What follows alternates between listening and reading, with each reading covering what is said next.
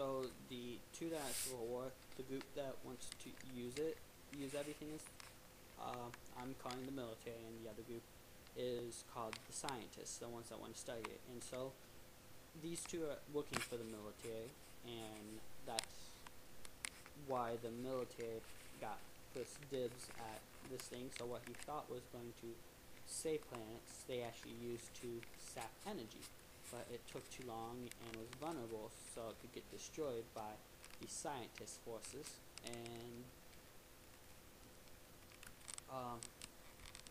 Prophet didn't like that, but he was getting money, so he had no choice because he needed the money to fund his ultimate research, which was going to be creating an actual planet itself that was not mechanicalized, that was literally a planet, because everything was made out of substance. So he wanted the money to try to make the purest form of the compound. And so,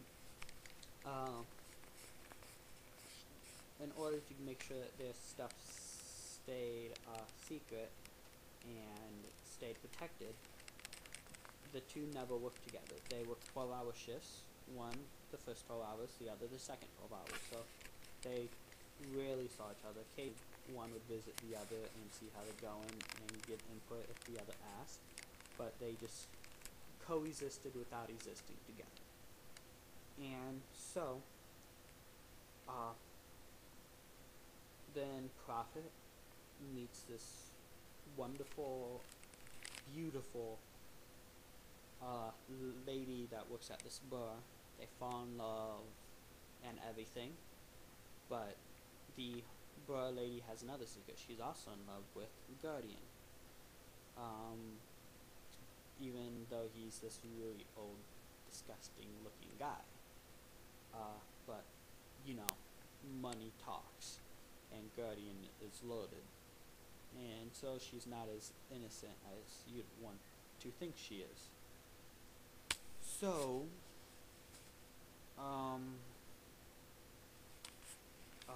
she conceives a child with Prophet, and then the next day she sleeps with Guardian. And so, Guardian politely, out of respect for Prophet, stays out of the relationship because he didn't realize that they were together, and he doesn't like the idea of being for cheating and all that. So Prophet ends up marrying this bar lady, and it seems like things are going happily ever after. And so the baby born, and about a year into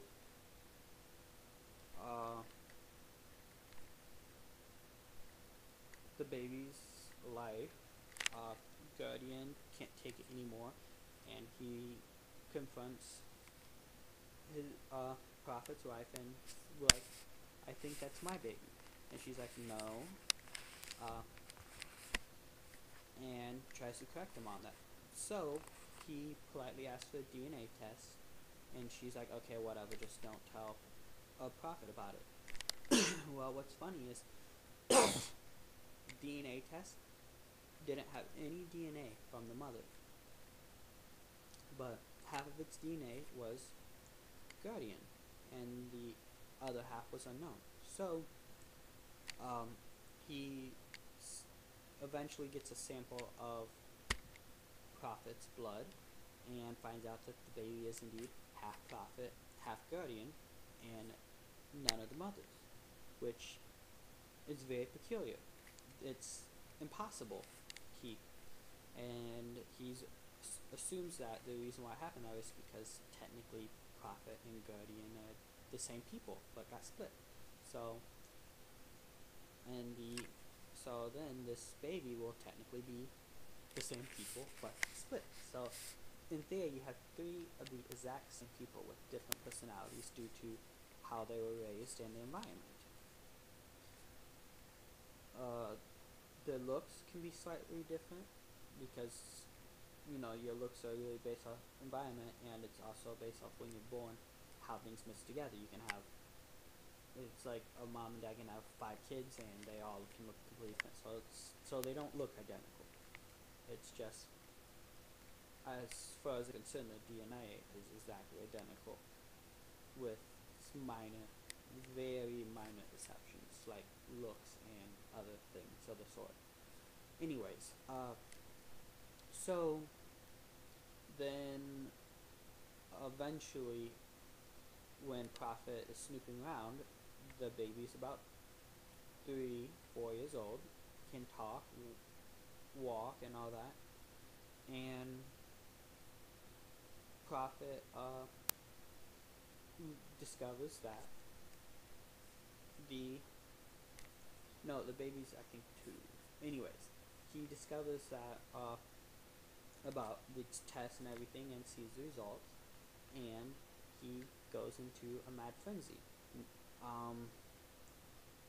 And he ends up killing everybody except that is anything to what the police is hunting down. But what's weird is they're not dying by knives or anything. They're dying by some unknown way. I mean, people who think they saw something from a distance says they think they just saw fire magically appear out of nowhere, and other things like that. And that's like your first indication that there's magic or something like that magic exists.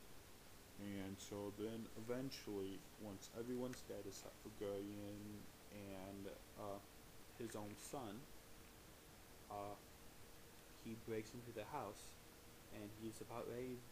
He's lost it. In his mind, he is in the prophecy mode, as I put it, and he's doing things for the ultimate goal, which the ultimate goal is to get his research done.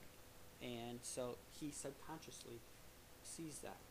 He's stuck in the fate world, and most people, when the first time they go into the fate world, are stuck there forever. They can never return. And so, then the baby, without fear, goes up to his father and basically says in his own baby way for his father to stop. And his father then returns normal, with no memory of what happened, and in Guardian quizzes him and then explains what happens, and then what happened, and then Prophet starts getting really upset because he killed his wife and everything. I mean, he's very depressed.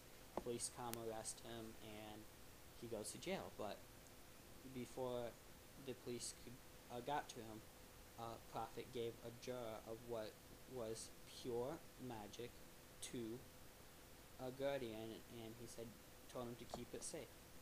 And Guardian was shocked because it was pure magic. Where did it come from? I mean, it's like, oh my god type thing, because that was the entire life research. And what was also bugging him is, how did fire come out of nowhere? How did lightning shoot out of hands and all this other stuff? What was happening?